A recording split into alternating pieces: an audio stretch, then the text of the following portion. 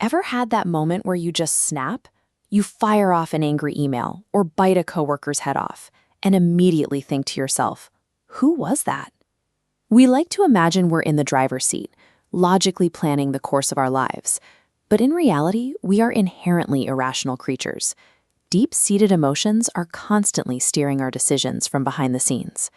To tame that inner stranger, we're going to take Robert Greene's philosophy from the laws of human nature and translate it into a tangible, step-by-step system. We call it the emotional reaction protocol.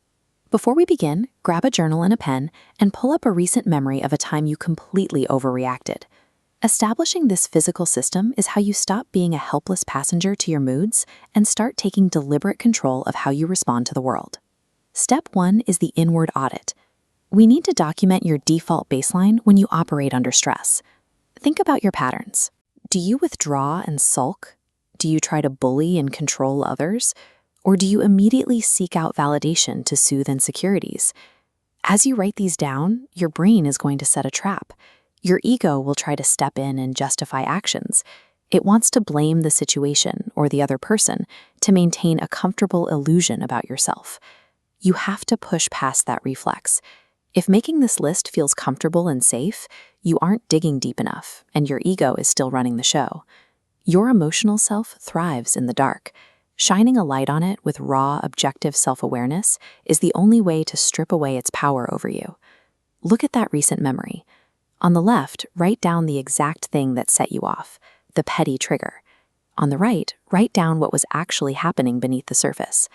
Was that minor annoyance masking deep envy, insecurity, or a need for attention? As you map this out, treat yourself like a specimen in a lab. Look at your flaws objectively, with total detachment, and maybe even a little bit of humor. This is the mindset cultivated by highly rational historical figures, like the writer Anton Chekhov. They observed human nature, including their own, without moralizing or panicking. When you trace the trigger down to its root, the immediate anger loses its bite. You stop swinging at ghosts and start dealing with reality.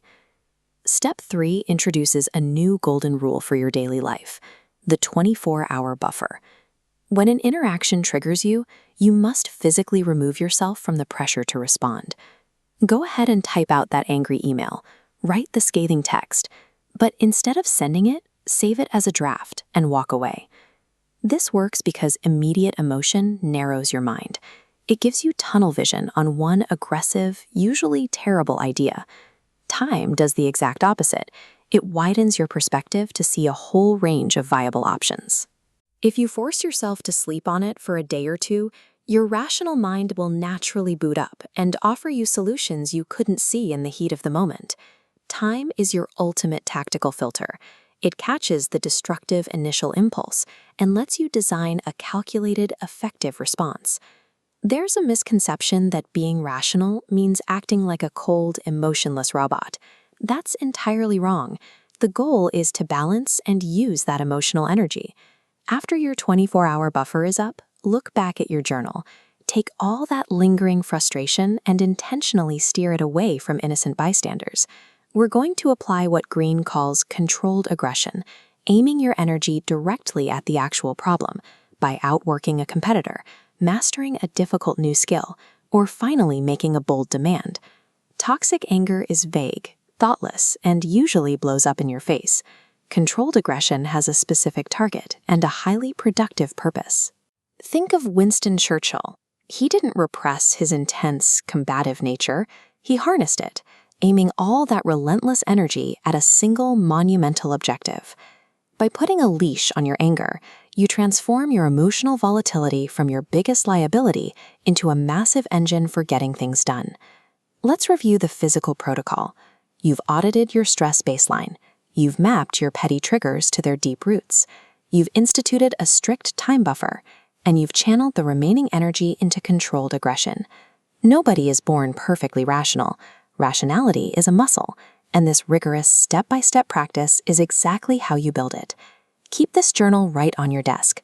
The next time a crisis hits or office drama flares up, you won't have to guess how to handle it. You just run the protocol. When you default to this system, you step out of the chaotic, exhausting drama that drags everyone else down, and you finally become the master of your own emotional self.